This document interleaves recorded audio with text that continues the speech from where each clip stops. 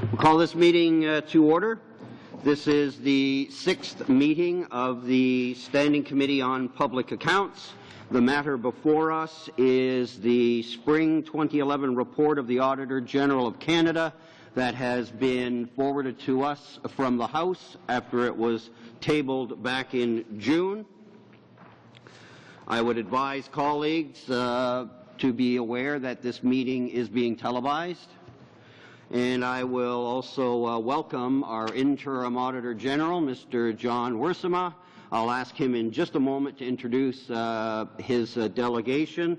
But before that, I'd like to bring to the attention of colleagues that we have a distinguished guest with us today, and I would ask the committee members to welcome our guest. It's Dr. Mohammed Sharifi. He's the 10-year serving Afghan Auditor General. Welcome, sir. We're pleased to have you here.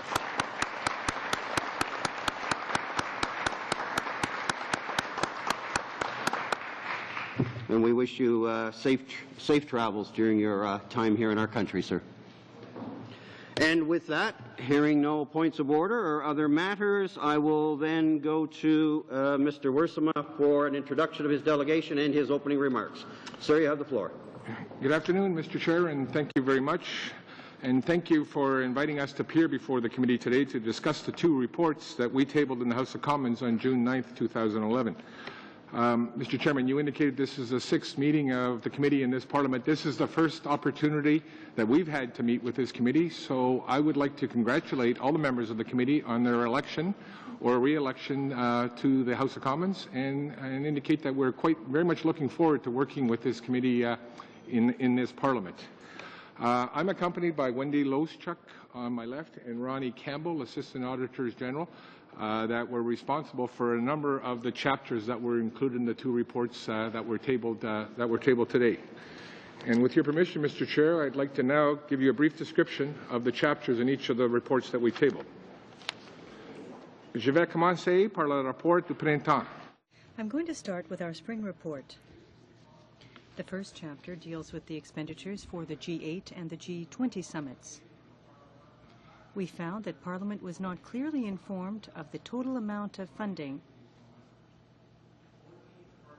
for funding over 2 fiscal years in 7 separate requests.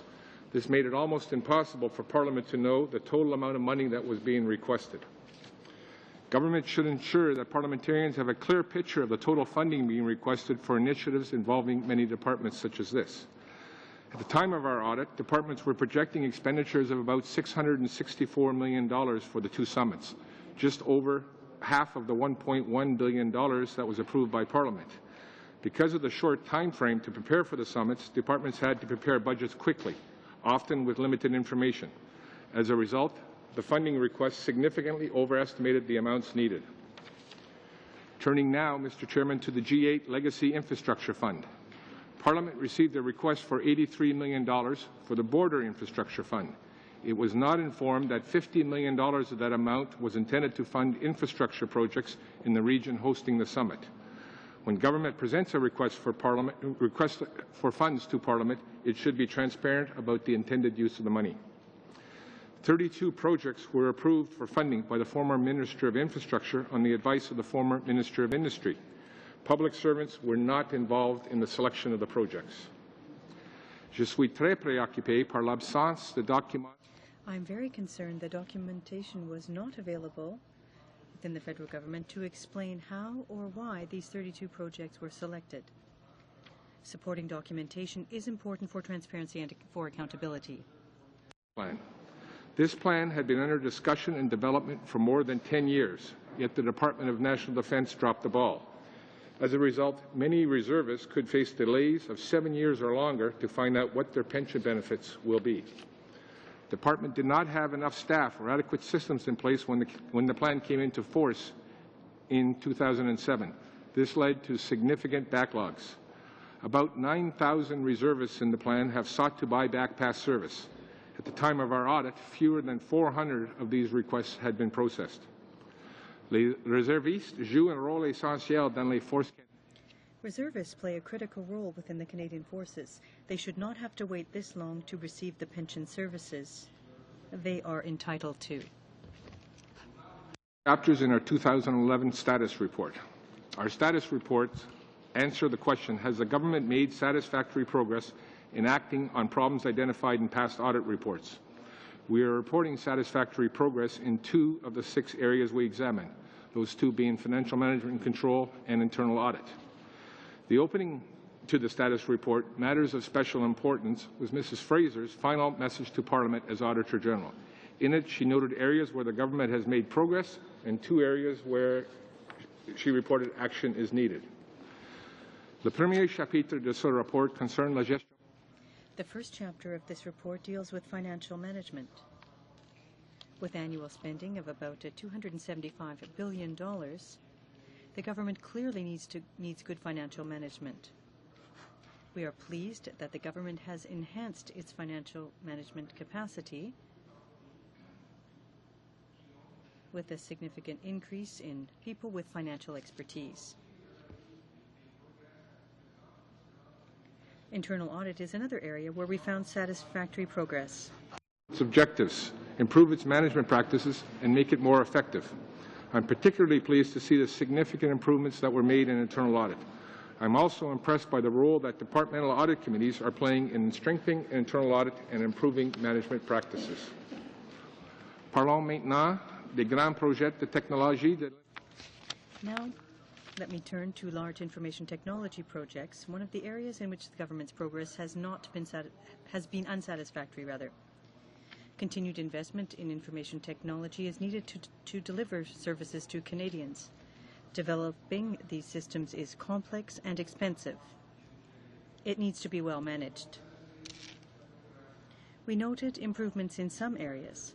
However, action is needed in planning and monitoring projects and measuring results, areas that are still weak.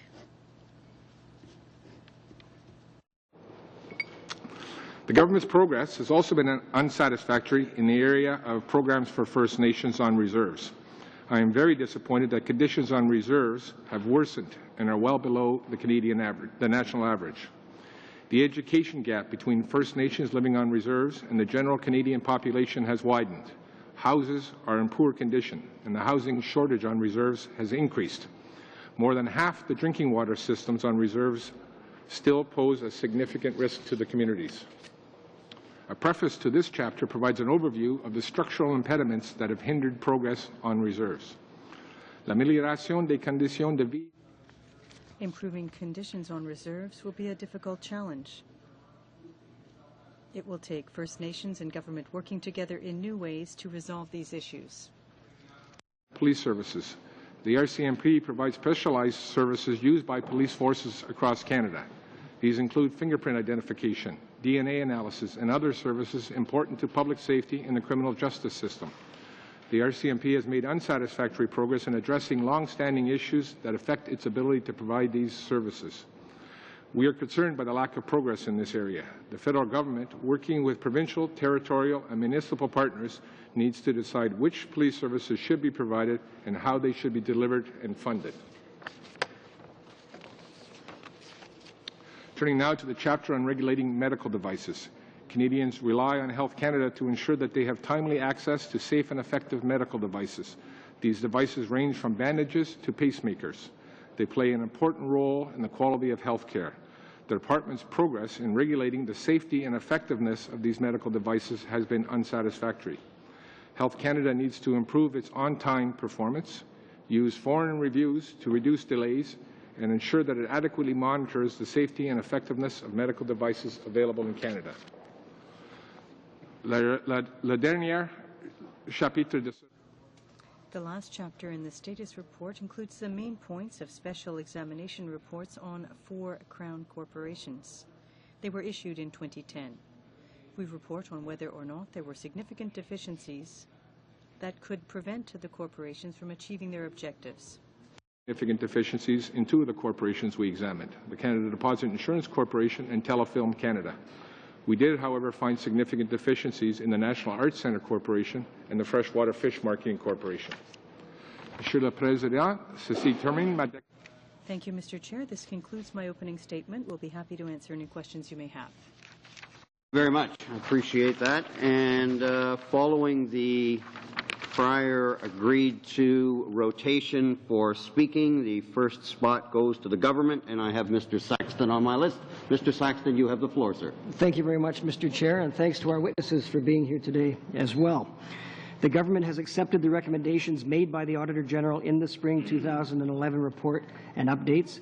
The Office of the Auditor General provides an important challenge function to ensure the best possible outcome for taxpayers. My questions are for the Interim Auditor General. There have been some questions raised by the opposition as to why the Border Infrastructure Fund was used for the G8 legacy projects.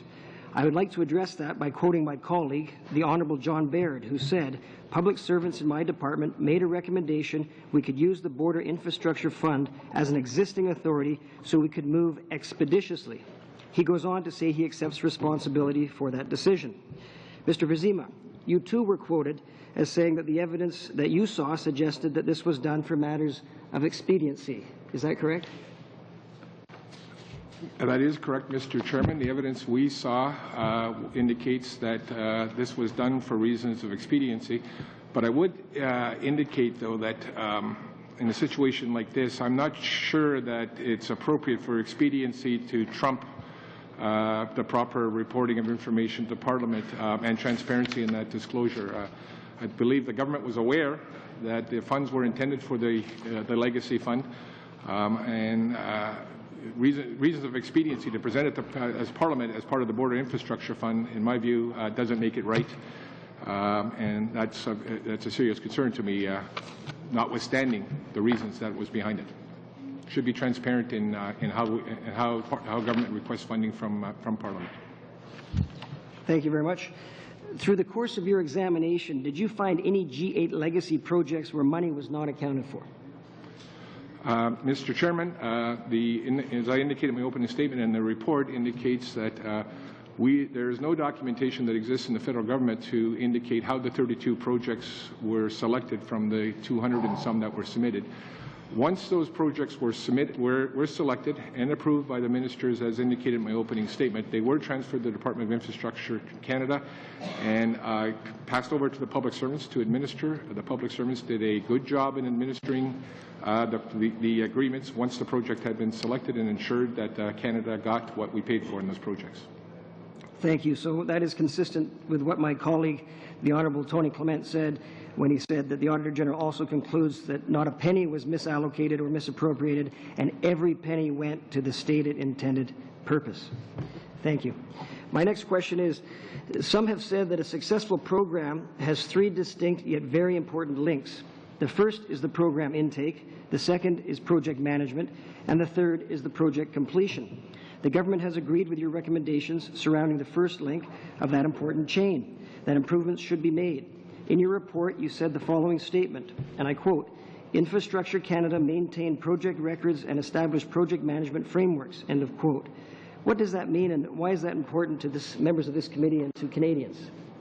Well, as I indicated, Mr. Chairman, once the projects were selected and handed over to Infrastructure Canada, Infrastructure Canada officials did a good job in administering those projects and ensuring that the government received what it paid for under those agreements.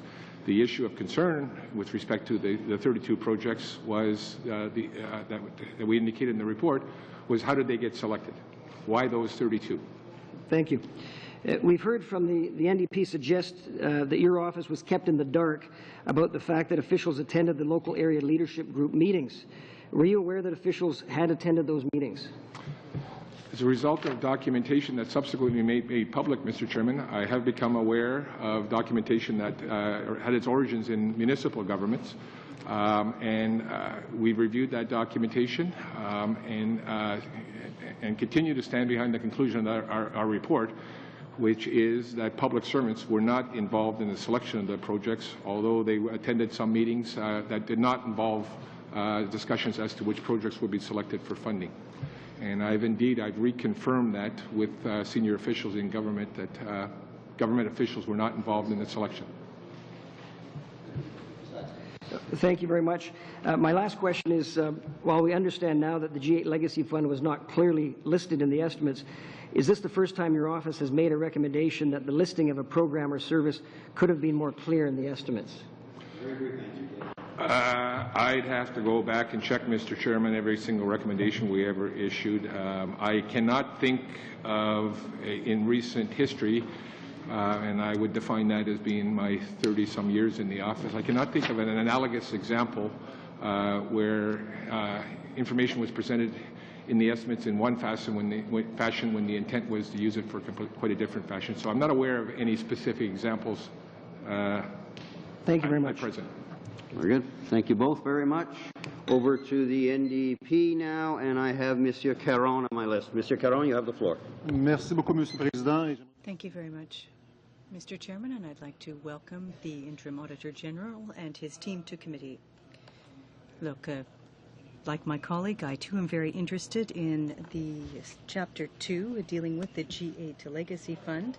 A quick question for starters. With respect to all of the answers that you've received from all of the departments as part of the audit, can you confirm that all of the answers and responses were assigned by ministers or deputy ministers? An all part of our practice, Mr. Chairman. With every report that we issue, we ask for the deputy ministers' confirmation that the facts presented in the report are accurate, and we receive those confirmation from the deputy ministers implicated in working in the departments that were involved with the G8 Legacy Fund. Those departments, I believe, and Wendy Loschuk will help me here, are Industry Canada, Infrastructure Canada, Foreign Affairs, and Treasury Board Secretariat, probably. Yes, they've confirmed the facts. Merci. Dans votre rapport, vous avez mentionné que vous avez... Now, in your report, you talked about talking about several departments with a view to determining how funding levels had been set. You talked to officials. You gave some examples in Industry Canada, Infrastructure Canada, the Olympics Coordination Centre, which comes under PCO, the RCMP, and the Summit Management Office, which comes under DFATE. In your report, you stated, or reported, and I quote the report, senior officials were not in a position to provide us with information and confirmed that they had not been consulted during the process. In the document that we obtained from the local area leadership group, following research conducted by the NDP, it says that Minister Clement had informed local mayors that funding levels would be determined by the Prime Minister's office. So my question is this: does that explain why none of the departments that you questioned, or the departments that you questioned initially, could explain how the funding levels had been determined?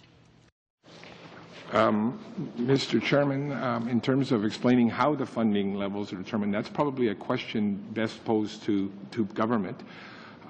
When we inquired how the amount of this fund was established at $50 million relative to similar examples, we were not able to get a clear explanation from the departments.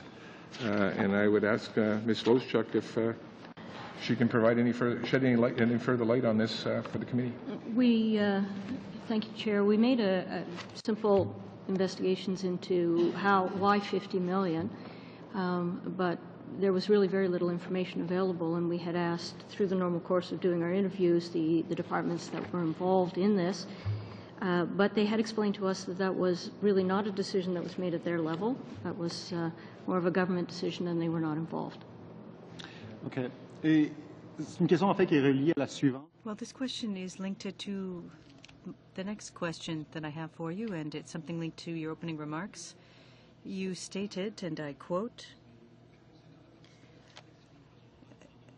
none of the officials participated in the selection of the projects. Now, based on our research, we found that 12 public servants or officials were involved from the various departments: Infrastructure Canada, Foreign Affairs, FedNor, Industry Canada, Infrastructure Canada. These 12 officials didn't answer your question then when you put them to the department, or no one mentioned their involvement? Public servants were involved in supporting the minister in a number of meetings. Public servants indicated to us, and that was confirmed by the documentation, that they were not involved in the selection of the projects. I continue to believe that was the case. I stand behind that conclusion, that public servants were not involved in the actual project selection. We have had a look at the documentation from the municipalities that subsequently that's been subsequently made public. Notwithstanding that documentation, we maintain the position that, in our view, public servants were not involved in the selection of projects. There was one particular meeting where it was not clear whether or not the meeting involved discussions on selection of projects or the program overall. In that particular case, I have reconfirmed with the Deputy Minister that was not a meeting that involved decisions on the selection of projects, and he has reconfirmed to me in writing that public servants were not involved in project selection. Very much, and we'll now move to Mr. Cramp. Mr. Cramp, you have the floor. Well, thank you, Chair, and certainly a warm welcome to our guests. I can tell you it's been a privilege to work with you over a number of years now, and I look forward to continuing to assess and work with and provide both of our efforts for a much better future. You do great work, and we thank you for that. Might I say that, of course, I've served on this committee for a number of years, and I almost hate to bring up another word, but I'm going to, because I've actually served in this committee since the dear old sponsorship scandal, and that was winding down at that point. And I know some opposition members have tried to draw a comparison between the two, which I find a little bit disconcerting in a way, because I think we all know that in the sponsorship we didn't know how much was involved, to whom did the dollars go, what was it for, where it went, what it was. There were, of course, numerous legal convictions, and by all intents and purposes, more to come. So I've noticed where you said in your statement last June, of course, and I quote, "This is just not a sponsorship scandal." Can you maybe highlight, if you would, please, the differences between what we have here with this examination versus the impropriety of the sponsorship? The member is quite correct, Mr. Chairman, in indicating that this is not the same as the sponsorship program.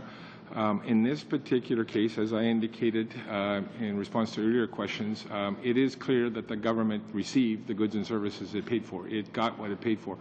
In the case of the sponsorship program, there were cases where it was the government paid significant amounts of money and didn't receive any goods and services in return. So that is a significant difference between the G8 Legacy Infrastructure Fund and the sponsorship program. Well, thank you, Mr. Wurzman. As well, I believe publicly back in June as well, you had stated that there was no intent to mislead, in that the information that you received from the various sources, there didn't appear mens rea. The information that you asked from the infrastructure, that was forthcoming, amounts and totals and invoices, everything in place. Is that correct? Well, I guess there's two parts to that question, Mr. Chairman. In terms of intent to mislead, did anybody deliberately? Did we see any evidence that that anyone deliberately intended to mislead Parliament with respect to the request for the $50 million of funding? No. But as I indicated earlier, I do think that questions of expediency should not trump transparency and being correct in what you're going to use the money for when you request it from Parliament. With respect to the second part of the question, were public servants ever attempting to mislead our auditors in the course of this work? I have no evidence, no reason to believe that was the case. I believe that public servants and everybody we dealt with cooperated openly with us, and there were no attempts to mislead us. Fine, thank you. We take your recommendations very seriously. This committee always has, and I'm pleased that the government has accepted your recommendations, and will obviously move forward, as you said, to look for improvement. The one area I'm asking for your advice and consultation here with, this infrastructure fund employed the contribution agreement model rather than the grant model, and there are differences there. And I've been told by a number of senior bureaucrats in the departments that the contribution agreements are actually even more onerous as far as requirements than the grant model. Could you give me any assessment on that from your perception of that? And do you think in this case then that the contribution model was the appropriate venue to use? Mr. Chairman, the member is quite correct in distinguishing grants from contributions. At the risk of oversimplifying it, a grant is money is dispersed by the government, basically no terms and conditions, no strings attached. A contribution program involves terms and conditions that the recipient of the money must meet, and contributions are subject to audit. So yes, they are quite different, and the contribution vehicle that was used in the case of the Legacy Fund is more stringent. And I apologize to the member, I've forgotten the second part of the question. The second part of the question obviously is, in this particular case... Yes, thank you. I recall. The decision as to whether or not to use a grant mechanism or a contribution mechanism is a decision that's correctly left with government. So it wouldn't. It's not really a decision that the Auditor General should weigh in. They should have been a grant or should have been a contribution. But I will confirm what the members indicated, that the contribution is a more stringent. Contribution agreement has more stringent requires than the grant. Thank you. I have many more questions, but in the brevity of time, I have the chair, meaning that's enough for now, Darrell. Thank you. Thanks very much, Mr. Cramp, for being so cooperative. Over now in rotation to the official opposition, and they've indicated Mr. Angus is to get the floor next. Mr. Angus, you have the floor. Thank you, Mr. Chair, and thank you for your excellent work on behalf of the people of Canada. I'm concerned about your G8 Legacy Infrastructure Fund conclusion that no documentation was available within the federal government to explain how or why these 32 projects were selected. I find that an extraordinary statement, even more so since we did find the documentation had been handed out by Mr. Clement's staff and run through his constituency offices where the projects were vetted. Were you aware that Mr. Clement had documentation of this nature outlining the various project applications? Mr. Chairman, I share the member's concern. I too, as I indicated in my opening statement, I am concerned, very concerned, that there's no documentation in the federal government to explain how those projects were selected. During the course of the audit, and Madame Loschuk will help me here, we did approach the minister's office to request any documentation that was available in the minister's office or in the constituency office as to explain how the projects were selected. We received a small amount of documentation which wasn't directly relevant to the question of the project's selection, and therefore concluded as we did in the audit. Wendy, is there anything you would like to add or clarify? I don't think there's anything to add to that. We did ask if there was more documentation available other than through the normal channels, which would be Infrastructure Canada. We were given, as Mr. Worsam has said, a few documents, but they really were not helpful in deciding how the projects were chosen. So these documents were handed out to communities by Minister Clement, and the communities were told, send this. It doesn't even have a Government of Canada on this. It goes right to Sondra Reid, Constituency Manager, Tony Clement's office. You asked Mr. Clement to provide documentation, and they didn't have any of this that they were handing out? You were not aware of this? Wendy, did we receive that application form? We had already seen a blank version of the application form, so we had noticed on the bottom who you were to send applications to, which is why we approached the minister's office. But in the course of the audit, there was nothing forthcoming. Nothing forthcoming.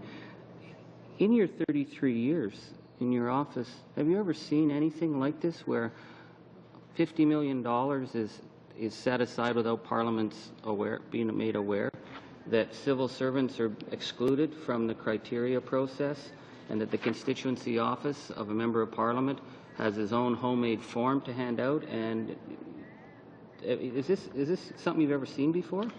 Mr. Chairman, I indicated when we released the report on June 9th that no, in fact, this is not something I have previously seen in my time in the Office of the Auditor General.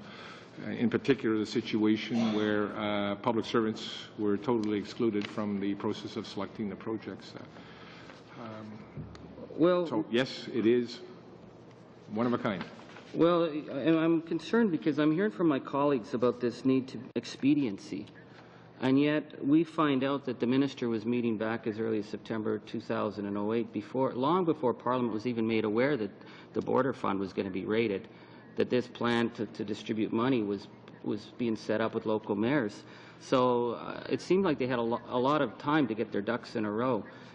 And yet we find out that through the local area leadership group, federal civil servants were brought in to discuss criteria and ideas, but were then excluded so that the mayor, the hotel manager and the minister were then left free rein to decide how these projects, like these hockey arenas and all the other baubles and gazebos, were you given any of the documentation from the meetings that Minister Clement held with his two friends in Huntsville area? Mr. Chairman, as I understand it, the documentation that has been made public subsequent to the tabling of our report most of that documentation has its origins in the records of municipal governments, and therefore, no, we did not look at work that was happening at the municipal governments, and much of that documentation that is subsequently made public was not available to us during the audit. So you found out now that documents exist. Point of order. Thank you, Chair. I would just remind the Chair that this is not the House of Commons, and to put allegations out there that, as an example, hotel managers made decisions, I don't think that is appropriate for this committee unless we actually have someone actually saying that. To throw that inference out there, and that question, quite frankly, is out of order. I would ask the Chair to accommodate that. And as I say, we're not in the House of Commons now. We are here. We are televised, and we should be accurate in our assessments and not simply have a conclusion brought forward before it is reached. I understand your concern. I don't see a point of order. I don't see that the comments are out of order. The question is out of order. So it is in order. You're just about out of time. Thank you. Well, I will say, if you could, quick question, quick answer, and then we'll move along. Quick question, quick answer. Certainly this isn't the House of Commons because we're finally getting some answers. What I'd like to just repeat is on this, and I have to correct, it was a G8 Summit Liaison and Implementation Team that involved Tony Clement, the Mayor of Huntsville, and the manager of the Deerhurst Inn. We received those documents through the municipality. You asked to find out where documents were, and you were told that none existed. So the one federal element in this is Mr. Clement, who was at those meetings, who made decisions, who did not give you those documents. We had to find them through freedom of information through the municipalities. Is that not correct? I don't know how the documents were subsequently made public, but many of the documents that the member refers to were not available to us during the audit. They have their origins in municipal governments. And the other brief comment, if I may, Mr. Chairman, is as we indicated in the report, the ultimate decisions here as to which of the 32, the 32 projects that were recommended to go forward was made by the minister, the former Minister of Infrastructure, on the basis of a recommendation of the former Minister of Industry. Thank you. Thank you. And thank you both. And moving now back to the government benches, and Mr. Shipley, you now have the floor. Thank you, Mr. Chair, and I also want to commend Mr. Wiersma for his. I think for someone who has hoped to have retired earlier in the summer, is carrying on the office as the interim Auditor General. And I want to thank you for the service, not only that you've done prior to, but actually fulfilling that gap until the new Auditor General is selected, and for your years of service. Thank you very much. I'd like to just go to some of the comments that show up and it talks about here funds used for intended purposes. Obviously talking about G8, G20. We found the sample transactions were for expenses incurred as a result of some of activities and for security, organization, and hosting. We further found the transactions were consistent with the plans and budgets for which funding was approved. I think what you're saying is your comments that came earlier is that the government got what it paid for. I think in terms of some of the comments that have come from across, there seems to be a desire to generate some sort of, there must be some criminal activity that is happening here. And I think, as we all know, that is not the case. So I want to talk a little bit about, we started, and because of the expediency of $1.1 billion, we heard day after day after day about how bad spending the $1.1 billion was on a conference that had never been held with G8 and G20 before together.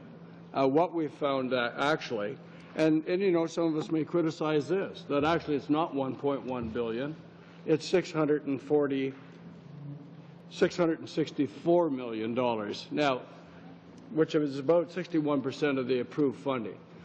So it would appear that not only did the government get what it paid for, it would appear that the government did good in what it got in terms of the allocation of funds that went through the estimates in which, in a minority government, quite honestly, we couldn't have approved without the support of others. So it went through Parliament. And so then it talks about the exception of the lack of overall assessment, and we agree. I mean, I think that's what this committee is actually for, and we've always supported it as a government. If there's something wrong, let's deal with it, because whatever that department or that ministry is, it should be accountable. And it would appear to me that what we have here is that there has been a lack of procedural process that's been followed, or a process that is not in place. So you say at the end of it, I think in the one of the responses, that the Treasury Board has responded and the Secretary agrees with our recommendations about the process. Is that true? Mr. Chairman, I believe the member is quoting from Chapter 1 in our report, which deals with the overall G8 and G20 summits, the funding request and the planning for this project. The key issue that the member is alluding to that we included in our report has to do with how those funding requests were presented to Parliament. 2 separate years, 14 departments, multiple requests. It would have been almost impossible for Parliament to figure out exactly how much funding is being asked for these 2 summits. So we recommended that for initiatives like this, there should be some sort of aggregate aggregate reporting of the funding request for something this big. I believe that the government has agreed with that. I believe as well that it has been discussed by one of your sister committees. Another committee, the House of Commons Government Ops and Estimates, has looked at this. And as I recall, there's a recommendation coming from that committee that initiatives like this exceeding $500 million, there should be consolidated reporting to Parliament, and I believe that's a sound recommendation as well. Just a quick question that comes to me at the time, and you said it's so big, it was actually, and it was maybe hard to put it all together to understand. Actually, did anyone ask the question about that? Did any of the critics or any of the finance people in the other parties, or even the leaders, did anyone say, gee, you know, this is really complex. I think we've got too many things coming at us. We don't understand it. Did that question get asked? Mr. Chairman, it would be very, very hard for me to respond definitively on that question. Was it ever asked in the House of Commons or inside or outside the House of Commons? I follow Hansard, but I wouldn't be able to say I follow closely enough to say definitively the question was or was not answered. But in all your investigations... Sorry. I'm sorry, Mr. Chairman, and I totally respect your time. Thank you. I even let a little extra go there, as I have with some others. I hope that flexibility is acceptable to the committee. Finally, over to the Liberals for a speaking spot. Mr. Byrne, you have the floor, sir. Well, thank you very much, Mr. Chair. As you noted, I have precious little time to be able to ask questions, as the providence of the committee has decided to change the normal standard in what would be considered from a majority government. The practices of this committee from a majority government to today are quite different. So I have limited time, but with limited time, I want to take some time to say thank you. You've had 34 years in the Office of the Auditor General. You've served this Parliament and this committee with wisdom, and your advice is appreciated. So with that said, I'll get right to my question.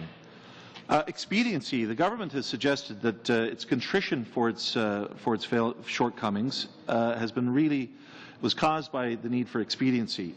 Yet we know that the G8 Muskoka Summit was actually planned for, implementation began, and things were well underway 1.5 years before the actual summit.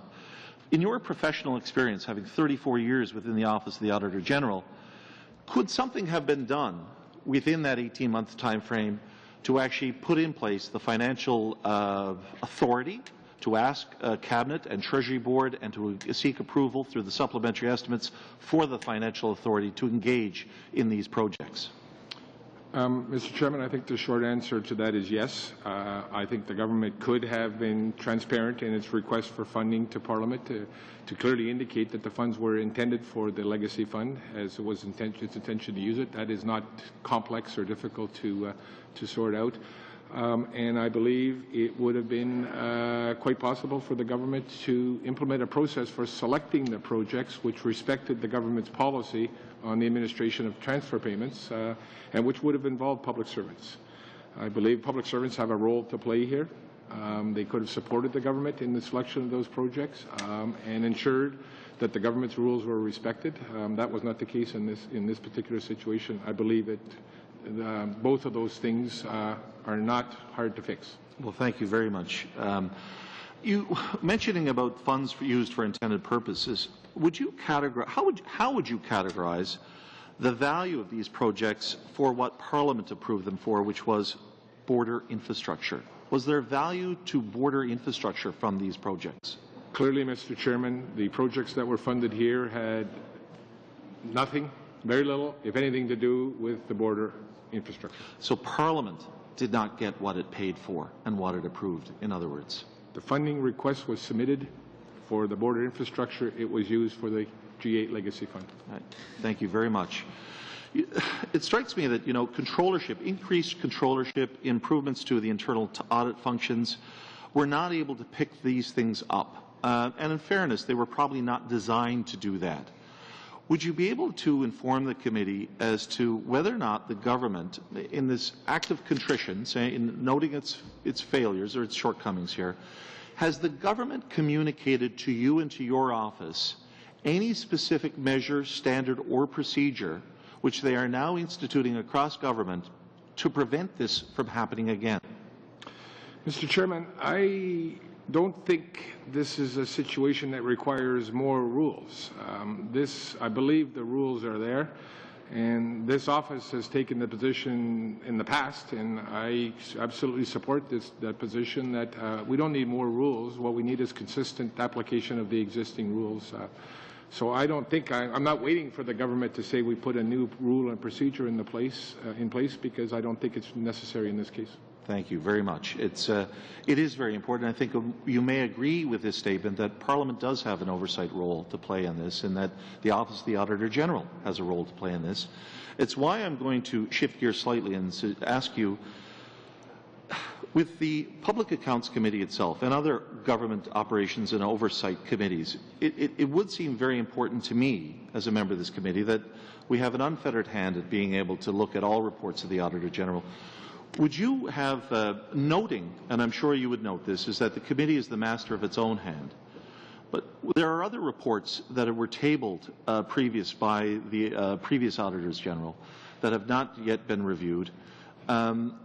Are any reports sort of less important than the others, or should we as a committee at least give serious consideration not only to reviewing all reports, but at least taking the opportunity, has I think been past practice, to review reports from a previous Parliament as well? Thank you for the question, Mr. Chairman. As the member has indicated, I need to state right up front that the committee clearly determines for itself how it wishes to operate and which reports it wishes to study. It has been the practice of this committee in the past, when there is a change in Parliament, to bring forward unfinished business from previous committees. where in particular where the committee has had hearings and studied particular Auditor General's report and has not yet had an opportunity to report to the House of Commons. My understanding of the practice has been that those reports are brought forward to the committee in the subsequent Parliament. I believe that to be a best practice. I believe that's a practice that's followed by public accounts committees across the country and internationally as a good practice.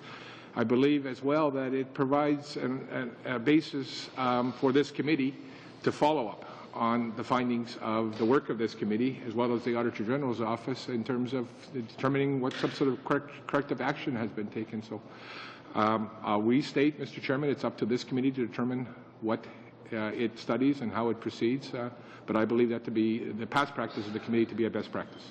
Thank you. Vern, your time has expired. Sorry. Thank you. Moving now back to the Conservative benches. Ms. Bateman, you have the floor now. Thank you very much, Mr. Chair.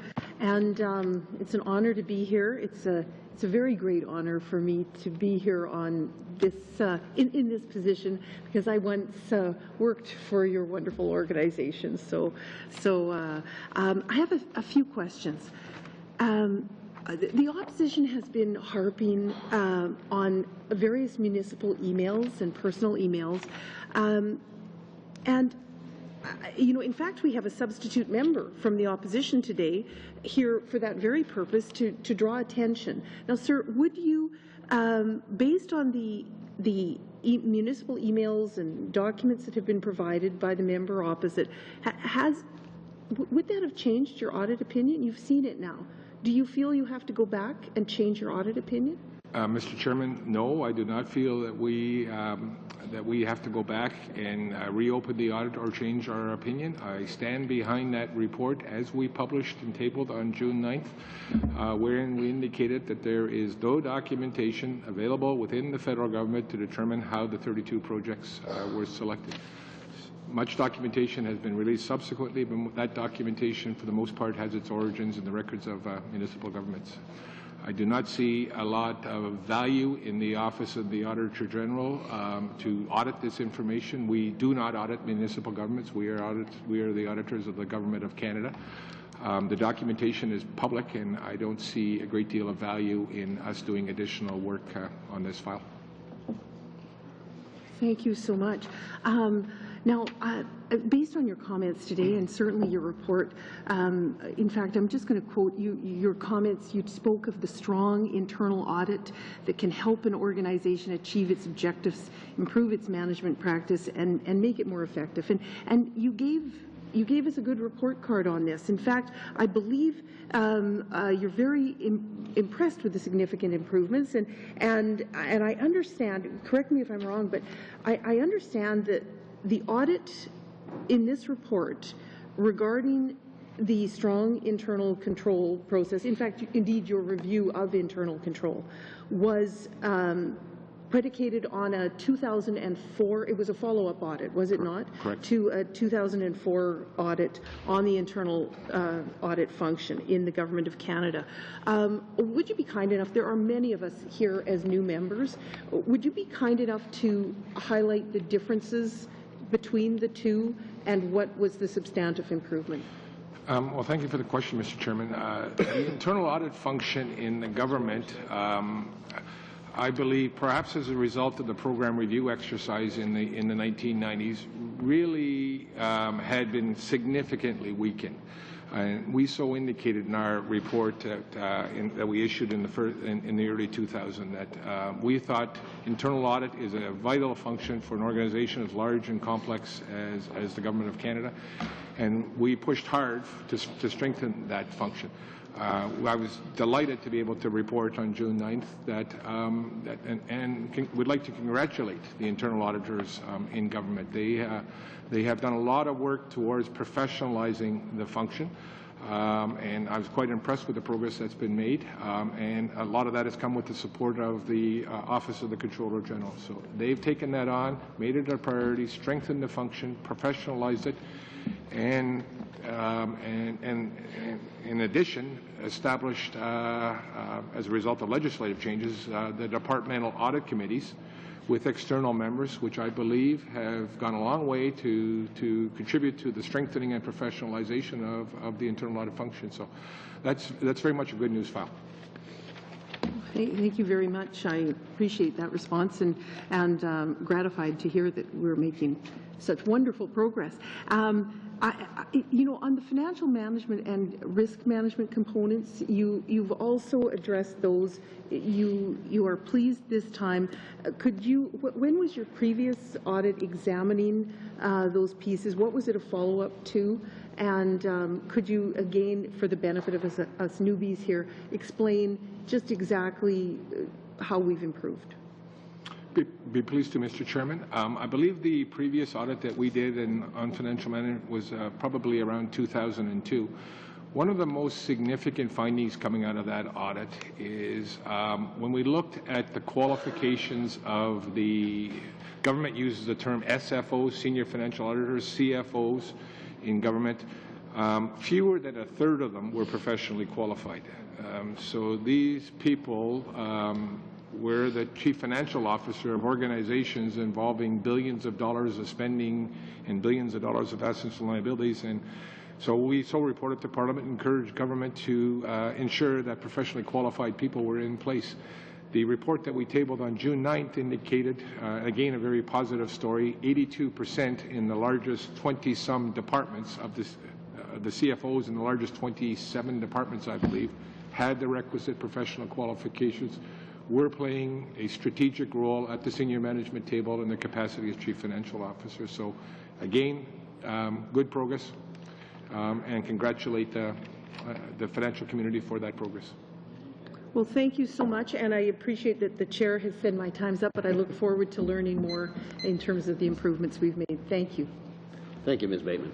We'll move now to the NDP benches, and Ms. Blanchette Lamotte. Merci, Monsieur le Président. Thank you, Mr. Chairman. And I'd like to thank you, Mr. Wiersma, for being with us today, and to thank you and your team for the report submitted. I have some questions to start with. Email was exchanged between Tony Clement and the Mayor of Huntsville dealing with G8 spending by a department, and the Mayor said it was totally unacceptable. In response to that, Mr. Clement said, "I'm working on it." Are you aware whether an internal audit was conducted, and if yes, did you obtain any information on a review of that? I'm not able to comment on the communication between the former Minister of Industry and mayors because they were not subject to the audit, to our audit. As to whether or not any internal audits have been done in this area, I believe that at the federal internal audits, in terms of any municipal internal audits, I don't know. And I'm not aware presently of any internal audits at the federal level that were done on this program. And Wendy seems to be confirmed. We're not aware that internal audits have been done here. Merci. Est-ce que ce serait acceptable selon... Would it be acceptable for a Minister of Industry to get involved in an internal review of spending at the department, at Infrastructure Canada? I don't believe, Mr. Chairman, that is something would appropriate for me to comment on in terms of how ministers carry out their duties. So I think I'll pass on that one, Mr. Chair. Dans un des courriels de Monsieur... In one of the emails from Mr. Clement, mention was made of the local area leadership group, which was to meet during the election period. Mr. Clement wrote that he planned to be in attendance even if an election was called. Once again, what are the rules for ministers during an election campaign? Would it be acceptable for a minister to meet with local officials, elected officials in an official function, to talk about these kinds of issues during an election campaign? Report, public servants were not involved in the project selection. That would be the normal process that would be followed, and it's that the absence of the public servant's involvement in the documentation as to the project selection is the issue that we brought to the attention of Parliament. So the normal process would be that ministers would not be involved at that level of detail of project selection, but that would be the work of the public servants. Merci. Peut-être une dernière chose. One additional question. Public servants attended meetings of the local area leadership group. Now, the Summit Management Chair participated in a reading with respect to criteria. Does that not call into question the information that came with respect to involvement here? Indicated in our report that public servants were not involved in project selection. I stand behind that report. I continue to believe that that was the case. When we have talked to government officials about the role public servants played in some of those meetings, they have reconfirmed to us that their involvement did not extend to the issue of selecting projects for funding. Merci beaucoup. Merci d'avoir répondu. Thank you very much, and thank you for answering my very insistent questions on this issue. That summarizes the questions that I had for now. Or I'll go to the next speaker. Okay, we'll go in rotation then. Back to the government benches. Oh, I'm sorry, I didn't hear you. You just thought I was flicking my beautiful hair. Well, I wouldn't put it that way, but I certainly didn't realize you wanted the floor, which you now have. Go. You said that we don't need new rules. So my understanding is that rules need to be followed. And that's the question we're dealing with the G8. Our colleagues in the government, Mr. Shipley, talked about the lack of procedural process, and maybe we can improve it. But I'm looking at the Lake of Bays project, where the minister showed up with a $4.5 million check for a project that the town didn't want to have anything to do with. The town had said that there was no construction plan, there was no viability plan. So they had clearly not signed anything to agree to this. So this is one of the projects that wasn't finally approved, but we understand that Mr. Clement had the money in hand to give to the town, and that the town told him that this was not a plan that they were supporting. Is that a normal set of circumstances for approval of projects? Did you have any documentation on what went wrong with the Lake of Bays project? Mr. Chairman, I'm not able to shed any light on the specifics of the particular situation that the member is referring to. I would just go back to our comment. It is not normal for public servants not to be involved in the process for determining which projects will ultimately be recommended for approval and funded. Thank you. Oh, I'm sorry, that's the time. Time's expired. Back to the government benches. Mr. Hayes, you have the floor, sir. Thank you. First off, I'd like to commend Mr. Wiersma and his staff. This is my first ever Auditor General's report. It was a good read. Many people would say something like that isn't a good read, but with a CJ background, it was a really good read. And the recommendations were excellent, and we're certainly going to be supporting those. And at this point, let's say it's an honor to be on this committee as a first-time member of Parliament, and it's an honor to be in your company. I'm going to stick with a couple of questions specific to internal audit again. Now, have the improvements you described in financial management and internal auditing contributed to strengthening accountability and transparency? Yes, Mr. Chair. Strong internal audit, strong financial management will contribute to improving financial management and transparency. In terms of financial management and internal audit, how favorably does Canada compare to other jurisdictions? That one's a little bit tougher, Mr. Chair. I don't know that we have systematically or rigorously compared the quality of financial management internal audit in Canada with that in other sovereign governments. I will indicate, however, and I've said this publicly before, and I'm prepared to say it quite again today, when it comes to the financial reporting, the quality of the financial reporting at the level of the whole of government that's done in Canada. I'm talking about the Minister of Finance's budget, the preparation of the public accounts of Canada. There, I've said before and I'll say again today, Canada is a world leader in the quality of its reporting to Parliament and to Canadians on the financial affairs, on the overall financial position of the Government of Canada. No, that's very nice to hear. Are you seeing these positive results carrying over into other areas you have audited?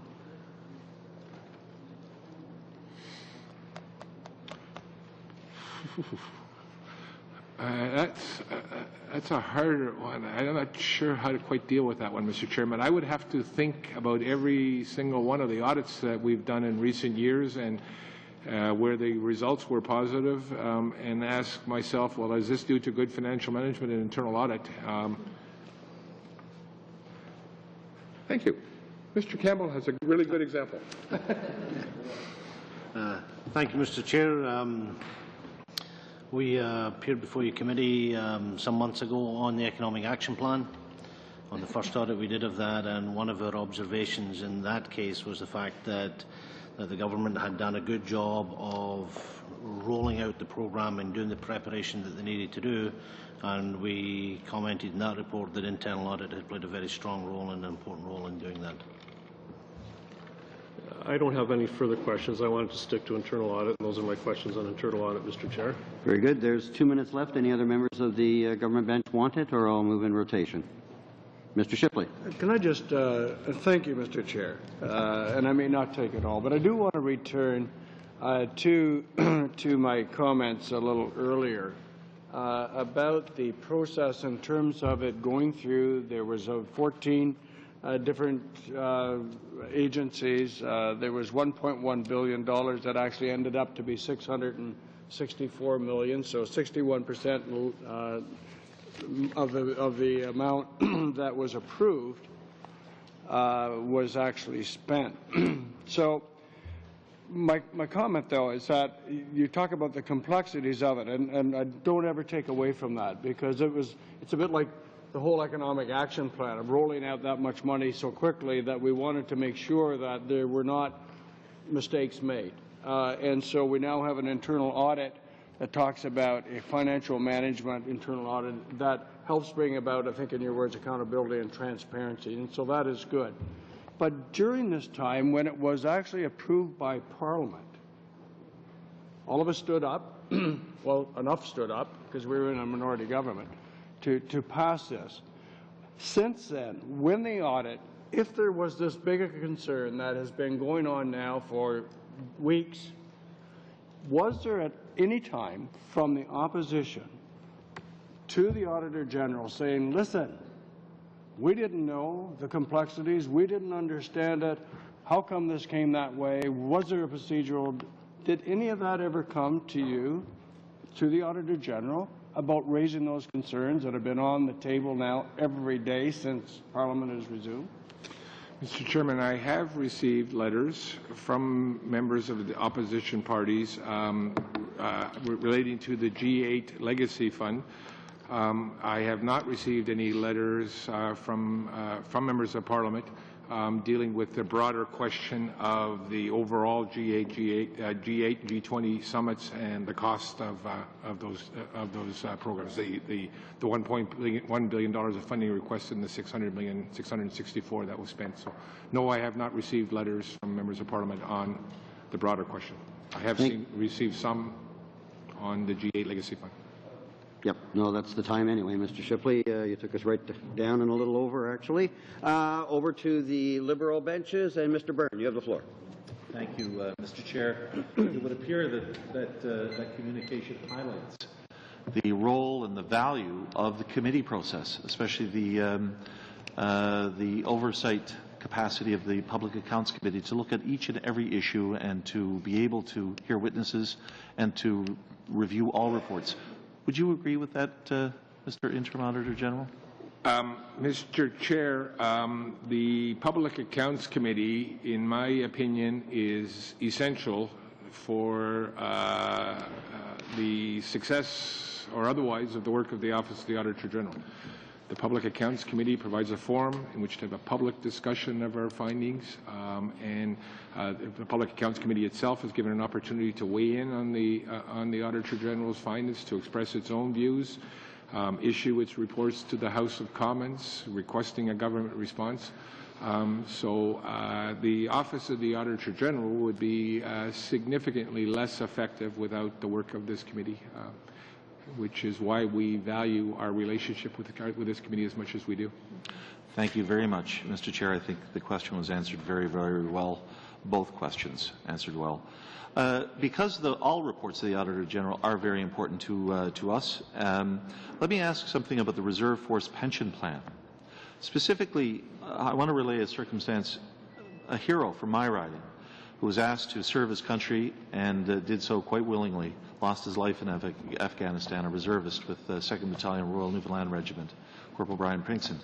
One of the things that I think we all owe all of our reservists is to allow them with a certain amount of security. And that's, I think, what your chapter on the Reserve Force Pension Plan was all about, making good on a promise.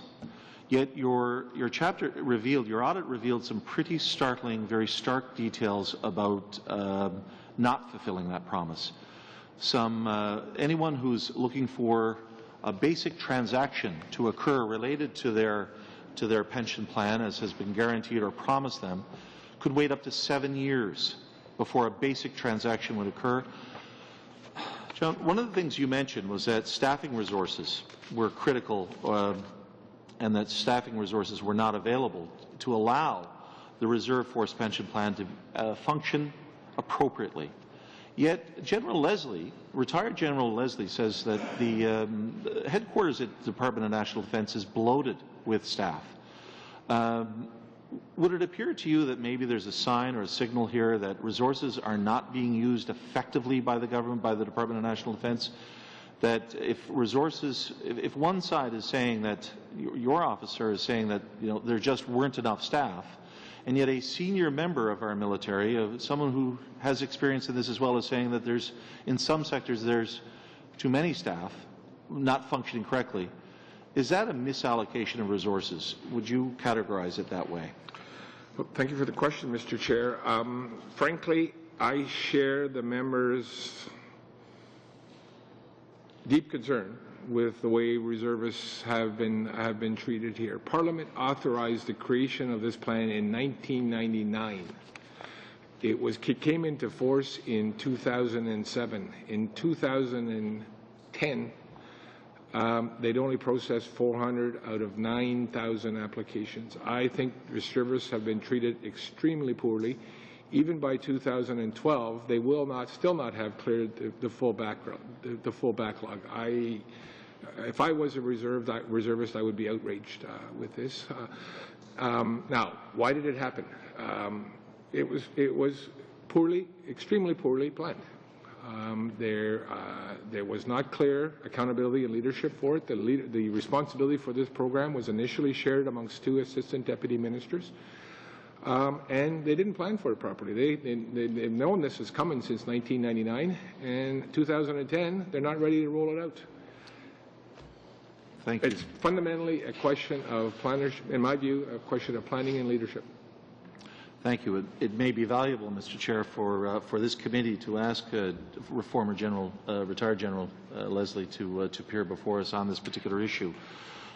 Because it is unacceptable. And another situation which seems very, very unacceptable is the circumstances facing Aboriginal peoples on reserve. You mentioned in your audits, you didn't mention, you really, really laid the groundwork that structural impediments are really hurting the quality of life, the standard of life, and the ability for our First Nations, those on reserve, to be able to raise their standard of living. Would you be able to express to the committee some of those structural impediments and whether or not there appears to be sufficient progress by the government to address them? Well, thank you for the question, Mr. Chair. And I will return in a moment to Mr. Campbell to help me with this, because Mr. Campbell has been responsible for a lot of the work that we've done on Aboriginal issues in the office, so he's intimately familiar with them. Our report identified 4 structural impediments. The first one is that most of the services that the federal government provides on reserves do not have a basis in legislation. They're not a statutory service. It's not like in the province of Ontario. The government of Ontario has a statutory requirement to provide education services. That does not exist with respect to with the services provided on reserve. They have no basis in legislation for the most part. Second impediment is the absence of service standards. And for most of the programs, what level of service the federal government intends to provide on the reserves is not clearly defined. The third impediment has to do the way, the way the programs are funded, Mr. Chairman. Most of the programs are subject to annual contribution agreement funding, which requires that new agreements be prepared and negotiated every year to provide those services on the reserves. And by the time they get the money, a big part of the year may have already elapsed. Third impediment is the capacity of First Nations to actually provide those services on reserve. Again, I'll use the example of education. Ontario, the governments and provincial governments have school boards that work to ensure that that the education services are provided to all residents of the province. That capacity doesn't exist in for the programs on reserves. The chairman would allow. I'm sure Mr. Campbell could elaborate if you would like, Mr. Chairman. We're way over, but this is really important. Very brief, Mr. No, please do, but very brief. Okay. Just a bit of context for members, and we've had comments about there being new members. Just to say that this piece of work was a follow-up of a number of audits that we've done over the years, Mr. Chairman. And about the midway point of Madam Fraser's term, we did a similar follow-up on Aboriginal issues, and so we've done one at the end. And basically what we're saying is that the things that need to be fixed are huge. It's not just a case of fixing what we're already doing, like reducing the reporting burden and things like that. And there are fundamental structural questions about how we actually fund those things and whether or not we're going to do them by policy or by legislation. So it's a culmination of almost a decade's work in our part. Thank you very much. And that is well over the time. Back to the government benches. Mr. Aspin, you have the floor, sir. Thank you, Mr. Chair. And like my two colleagues to the left of me, it's the first time I've appeared before this committee and as a new elected member to Parliament. And I'd like to congratulate you, Mr. Wiersma, and your team, and particularly yourself, for your long and distinguished career. Obviously, that's the case. The G8 and G20, I think, as my colleague Mr. Shipley has pointed out, was a tremendous undertaking. I mean, it's never been done before. This was new. This was big. This was new.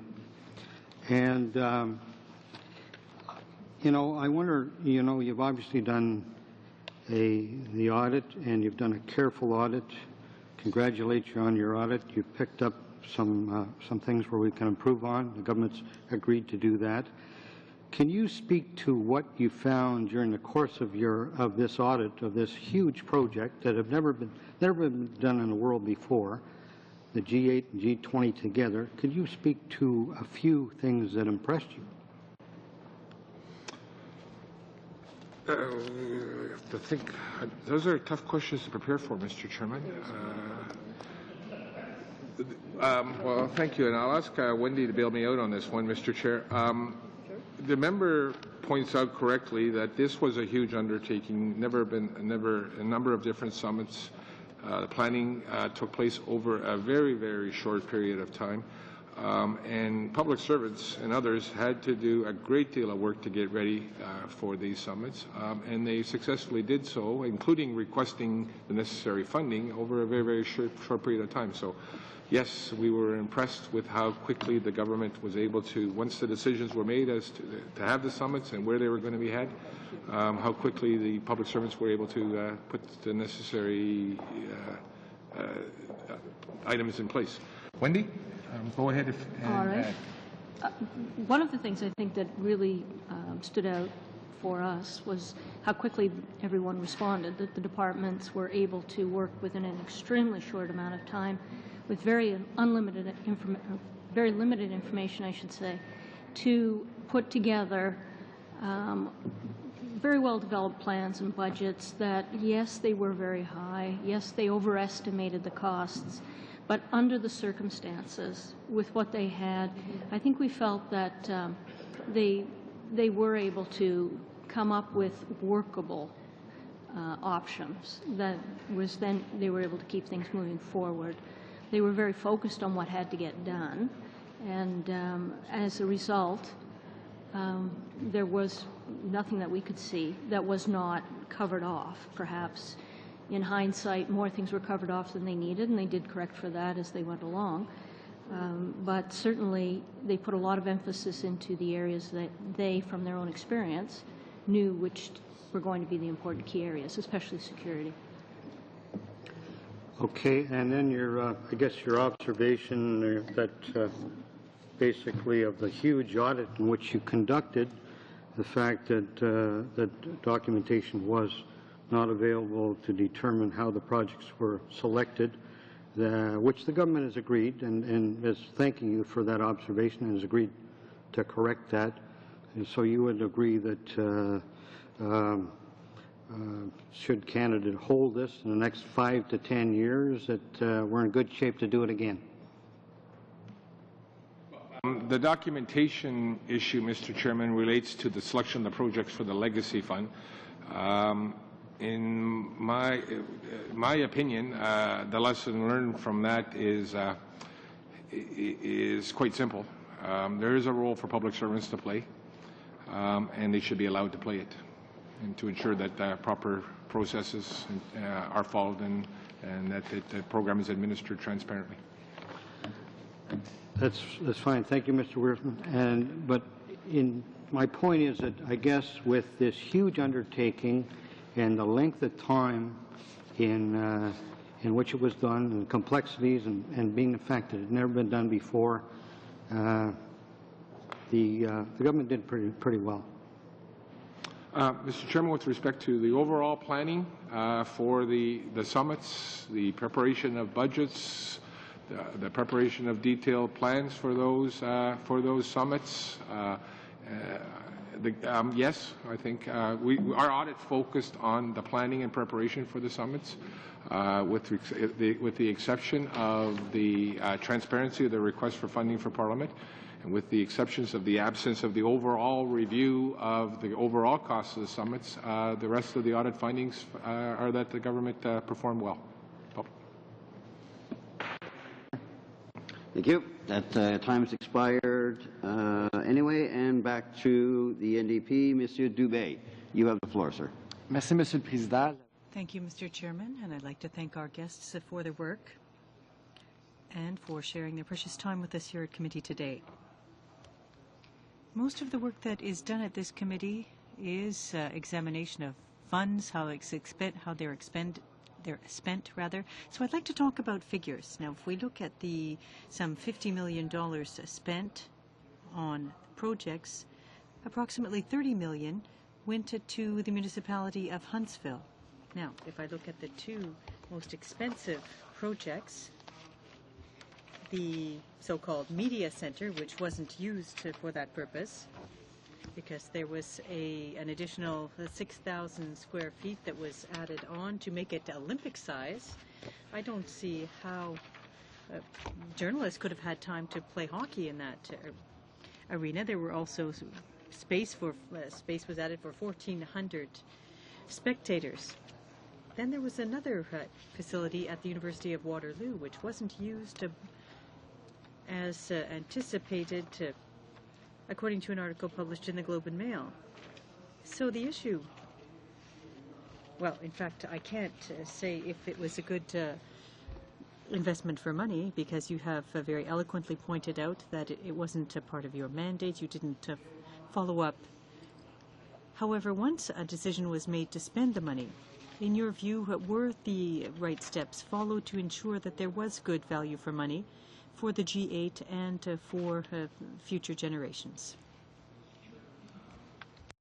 Comment I would make is that I am not able to shed any light on how the 32 projects were selected, because there is no documentation in the Government of Canada to explain clearly how those projects were selected.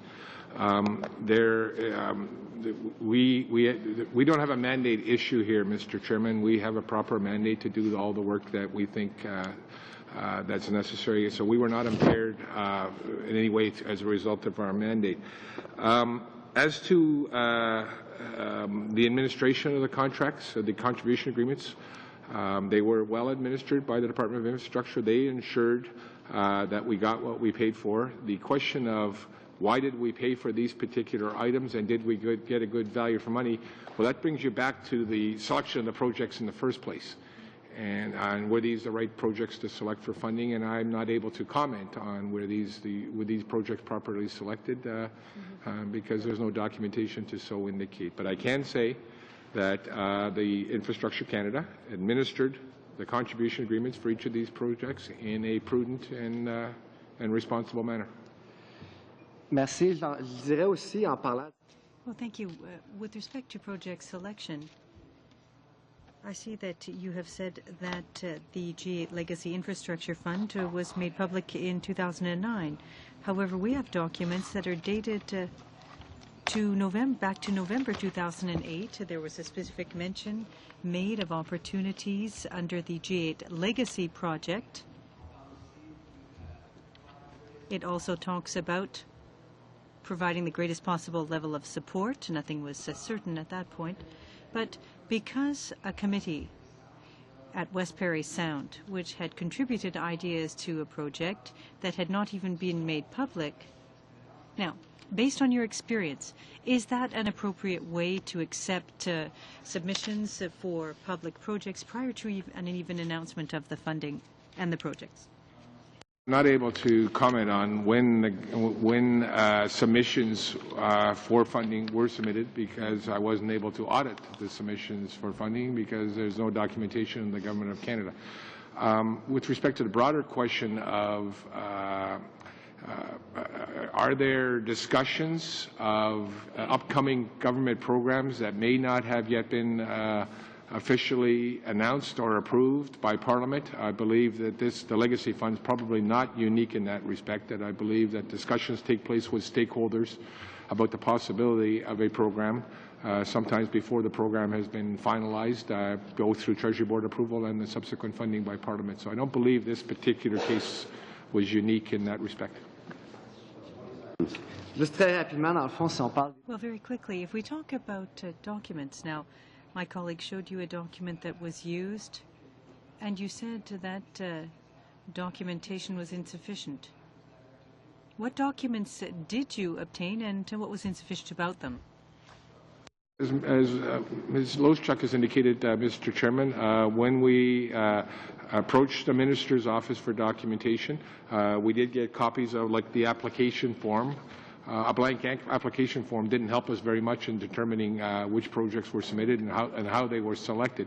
There was a small amount of additional documentation which also existed in the records of the departments, and therefore didn't shed any additional light for us on the actual selection of the project. So the documentation that we received from the Minister's Office was quite limited, and for the most part also existed in government departmental records.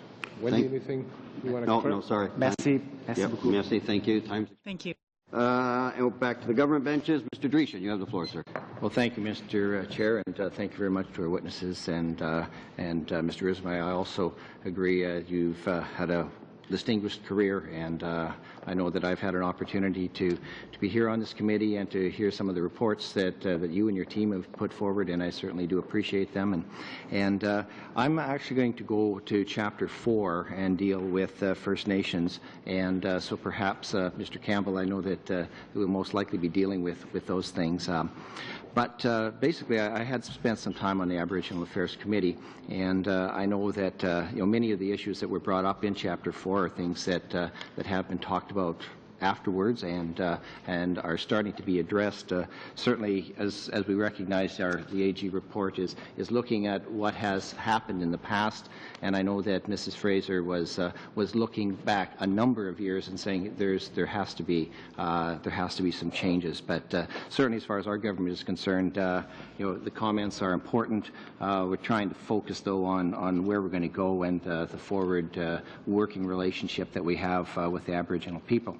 So again, I suppose the feeling is there. I know that when we were talking in committee that there's a strong and ongoing commitment for improving the lives of Aboriginals, and there's progress that has been made, achievements in economic development and infrastructure, education as well, and I'm a former teacher, so there's a lot of interest that I have in that area, as well as changes that have been occurring as far as water is concerned and communities, child family services, other active measures and associated land claims claim settlements. So these are some of the things that are to take place. But as Mr. Wiersma was saying, there are these impediments that are there, and some of them, of course, are associated with how fast one can move on some of those particular issues. So part of it, I would like a discussion on how those impediments, how you see those particular impediments, and how we can improve that.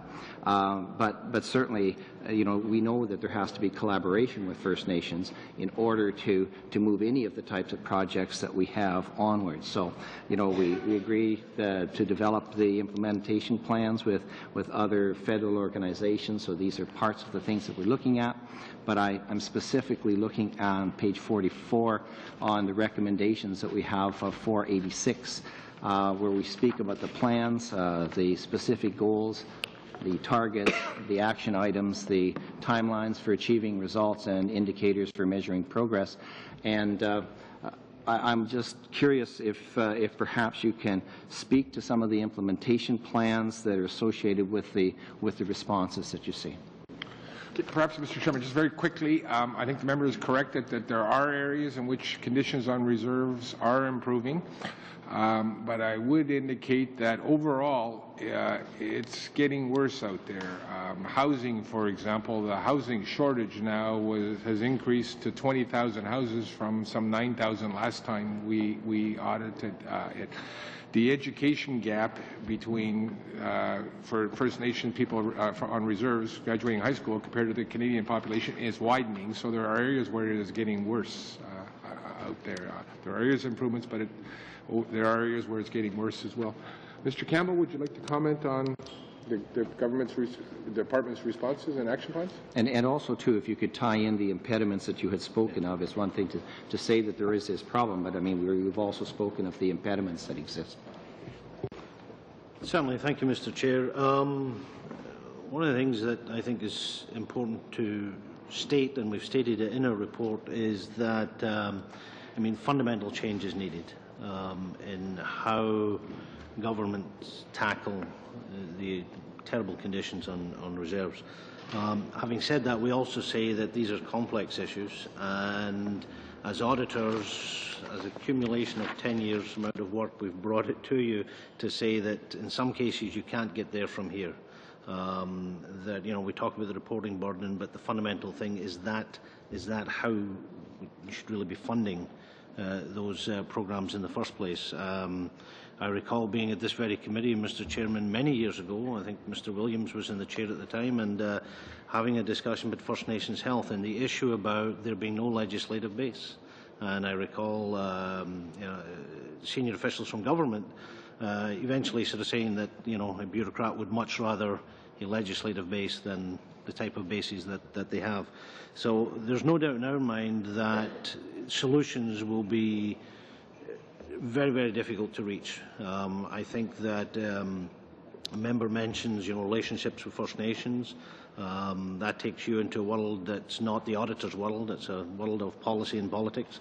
So I think a lot of the solutions there. But not only that, I think that when you're looking at education, where are the educators in the country? They're in provincial regimes, and the health professionals and the social workers.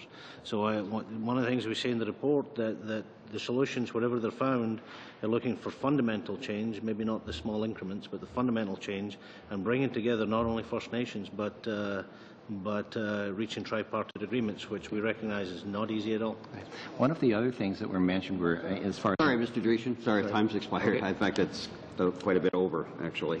But thank you very much. That exhausts the speakers list and the rotation that we have built into our routine proceedings. We have a half hour left on the scheduled meeting. Some of the options that come to mind are that we could adjourn. We could allow another few rounds at a reduced time, and or we could swing into a steering committee which would allow us to begin the process of selecting the chapters. Might I suggest maybe a version of both? We can do, if we did 6 rounds at 2 minutes, that would ensure everybody gets an opportunity to get in the round and would still leave us 15 minutes or so to go into camera and begin at least determine what our process is going to be for the selection of reports.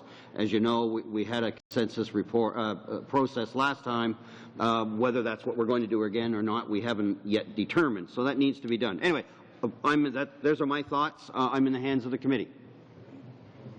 Mr. Byrne. Well, I think we should use this time expeditiously and get on with it. And let's hear from some more. Let's offer some more questions to our to those appearing before us and hear some answers. Let's move quickly.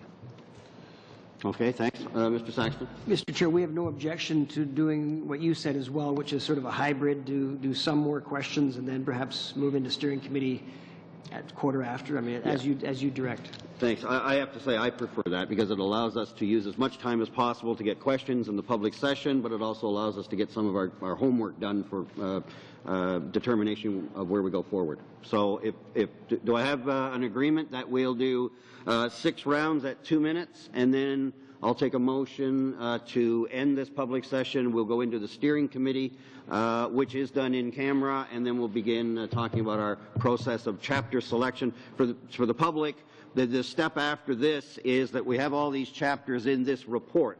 The committee then makes a determination, as we do with every report, on how many, if any, of these chapters we're going to hold hearings on. And that process and decision will follow and flow from today's hearings. With that, I will immediately put us back in rotation, and we will start with the government benches. And so the floor is open to a government member. I recognize Mr. Saxton. You have the floor, sir. Thank you, Mr. Chair.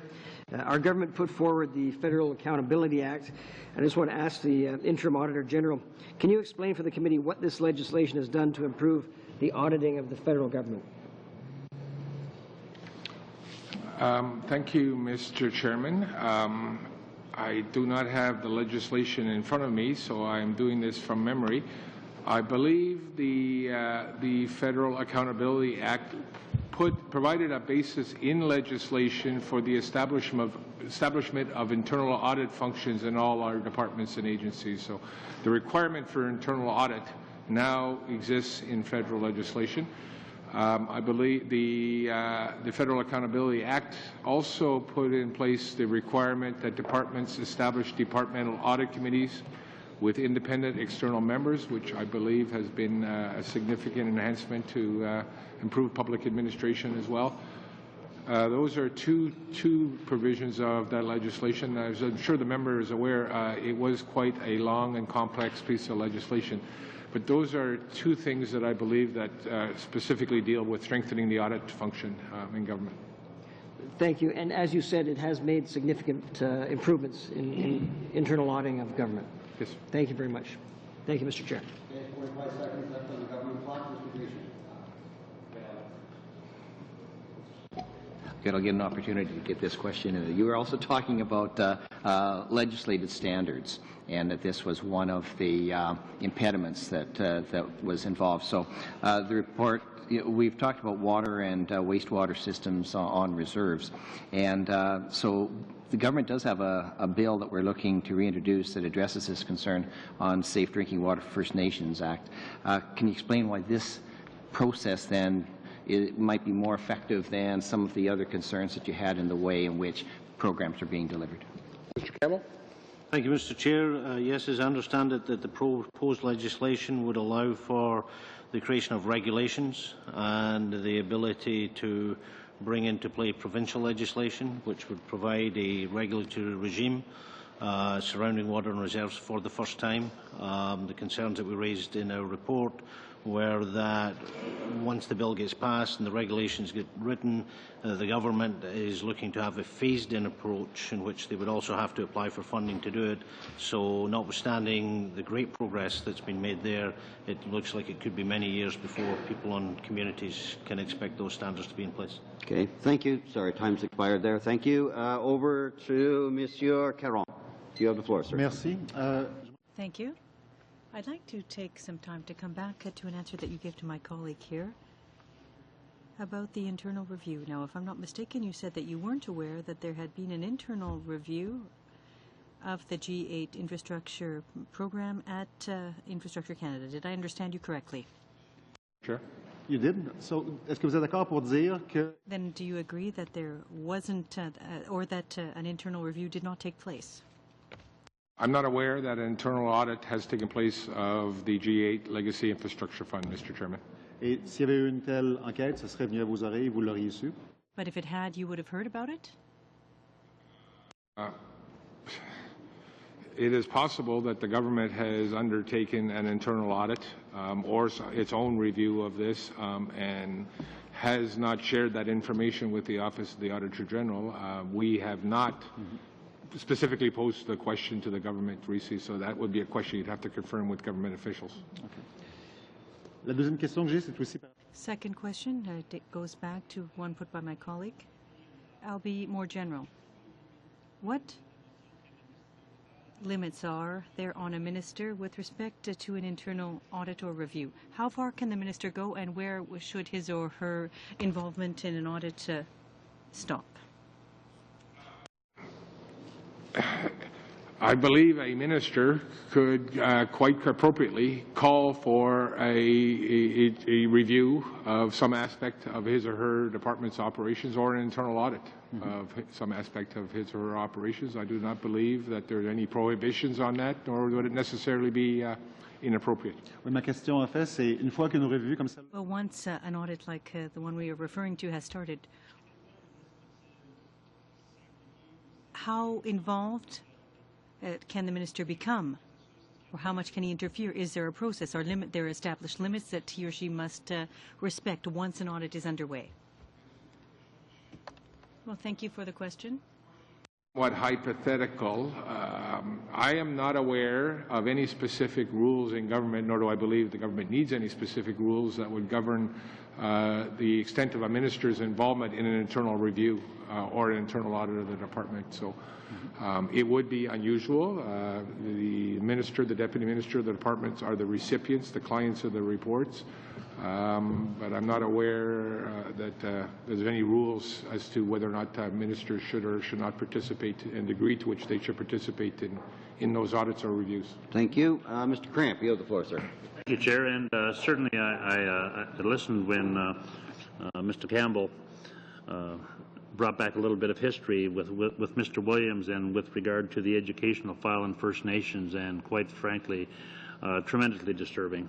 I can recall sitting on that committee back then with Mr. Christopherson, and at that point, for the previous 20 years, we hadn't been able to close the education gap, and here we are 7, 8 years later, and we still have significant difficulties.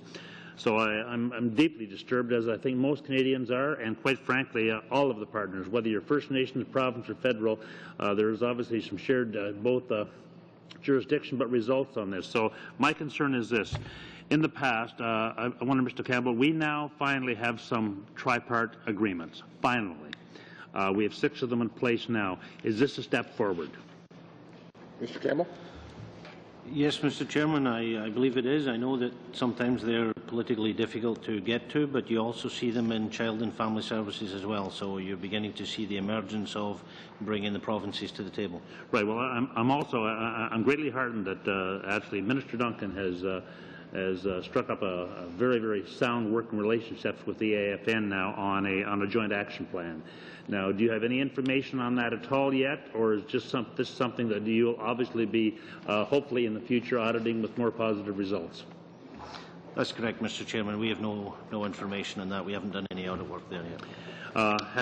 Sorry, Mr. Cramp, Okay. It goes fast. Thank you very kindly. Over to Mr. Angus. You have the floor. Thank you. This has been an excellent discussion, and I'm very, very pleased that you have clarified the role of our civil servants and the excellent work our civil servants do. And we certainly are pleased that we have a very clear picture of their role and they have acted appropriately. It seems wherever we come on this, so we keep falling down into this sort of black hole of lack of accountability of where it all went wrong, and it continues to fall back to the member from Muskoka, Mr. Clement, who did not provide you the documents, who made the selection process outside the bureaucracy. Do you believe that it's important to have bureaucratic oversight for programs such as this giant double hockey arena that he passed off as a media center? Would that have changed if there had been bureaucrats involved? Mr. Chairman, I believe there is an appropriate role, there is an important role that officials can play in the administration of programs like this. I wouldn't characterize it as oversight. I believe that the role of the officials are to ensure that transparency and accountability and due diligence exists in the selection of the process, the selection of the projects for funding. And so they were deliberately removed from the process for reasons that we still have not had a clear answer from. I'd like to ask, though, about this internal review audit, because our documents show that they were concerned that there was an internal review document at Infrastructure Canada that actually suspended the spending until they could find out how the money was being spent. And Minister Clement said that he was working on it. Now, that wasn't his department. Would it be very unusual for a minister to tell local officials that he would be intervening in find out what's going on in an internal audit in another department? Well, I'll perhaps ask Ms. Loschuk to clarify, but I'm not aware that Infrastructure Canada has done an internal audit. You've said that, but our documents show that they had begun an internal audit, and Mr. Clement said that it was unacceptable and he was working on it, so an internal audit wasn't done. So we're not sure how that was stopped, but our documents show that he was informed that an internal audit had taken place. Point of order. I think Mr. Angus is leading the witness. He's trying to get something. This isn't a court. Yeah, I'm asking a question. Order, please. This isn't Perry Mason. Order. I hear your point of order. I don't agree with the point of order.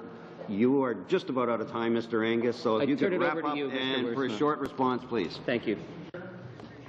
I am not aware of the specific documentation the member refers to, so I don't feel comfortable with commenting on documentation that I just don't have in front of me that I don't recall having seen. So I'm prepared to pursue it with the member outside this meeting if you would like. Very good. Thank you. Thank you both. Moving now, Ms. Bateman, you have the floor. Thank you, Mr. Chair. And through the Chair, just a question to clarify.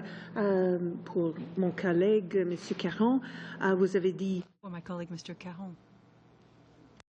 The internal audit, albeit a hypothetical one, and that you weren't aware of subsequent internal audits. If you could clarify, because I so appreciate the comments that you made earlier about the positive improvements that have occurred in the Government of Canada, particularly since your last review in 2004, substantive changes, and this is good management practice. This is good for transparency. This is good for the public and for government itself. So I'm just curious, you don't get all the internal audits, do you? You audit on a test basis. You don't have resources to look at every internal audit, so it would be quite normal, I think. Like it just seemed like the question was saying it would be abnormal for you not to see the internal audit, but there's probably all kinds of internal audits you don't see. Am I correct, or I'm just curious.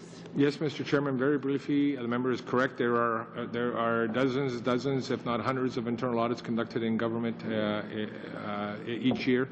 In many cases, we work with those internal auditors. We need that work to help us with our work, but we do not get involved with every single one of those internal audits.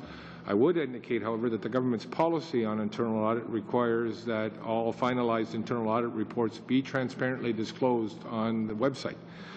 We don't look at them all there either. We don't have the capacities to look at them all, but all completed internal audits are under government policy are posted on departmental websites. Thank you very much for that clarification. And the more is better, in my view. Is that a reasonable assessment? I mean, internal audit strengthens the process, strengthens the management processes? Asking an auditor if more audits are a good thing, Mr. Chairman. It takes one to know one. I'll stop there, Mr. Chairman. Okay. Je vous remercie. Je vous remercie. Thank you. I thank you. Nice ending. Okay, and the last speaker for today's hearing will be Mr. Byrne. Well, thank you. It was getting lonely there for a while, Mr. Chair.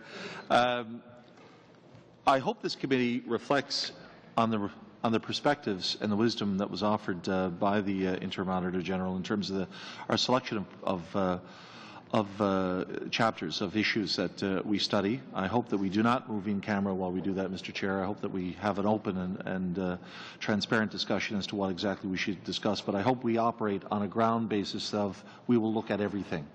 That we'll try to budget time, but everything is available to us, and that there will be no closure of the types of issues that we as a committee will look at. I'm sure the public will be interested to see what we produce at the end of the meeting in terms of our forward agenda. I want to move very quickly. You've outlined, Mr. Risma, a very stark circumstance, a very stark situation regarding First Nations on reserve. You have indicated to us, to Parliament, through your reports, that anything less than a legislative base in response to some of these issues will probably not produce the results that are required. Would that be a fair categorization, that in terms of a government response to this issue, you're looking for a legislative basis on which to respond to some of these key issues? I would prefer to characterize it the way we've characterized it in our report, Mr. Chairman, that in our opinion, one of the structural impediments to significant fundamental change that Mr. Campbell referred to that's needed here is the absence of a legislative base for many of the services provided. Thank you. And so I prefer to characterize it as a structural impediment.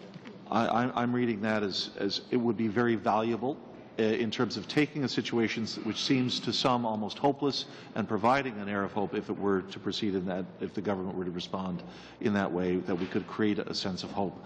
But let me be specific also on another issue. If there is further budget cuts within the Department of Indian and Northern Affairs, can we realistically advance the situation, the quality of life of First Nations living on reserve? Mr. Chairman, I'll try my best to be brief in response to that. The question of the level of funding that the government provides for Aboriginal issues on reserves is fundamentally a policy question. The structural impediment we identified in our report is to provide some predictability and stability in that funding. That it makes no sense to us to provide funding to Aboriginal on reserve for education services through annual contribution agreements. So you're going to need education next year too. The issue of the level of funding, I believe, is best left to government and members of Parliament to determine. Great. Thank you. Thank you both very much. That ends the round. That ends our public portion. I'm asking the steering committee members to please stay behind. Again, for the purposes of everyone here, the steering committee will meet in camera as it always does. It's not a decision-making body. It only makes recommendations to the main committee, and we will commence that once we clear the room. Thank you all very much. Meeting stands adjourned, and we'll reconvene as the steering committee in 2 minutes.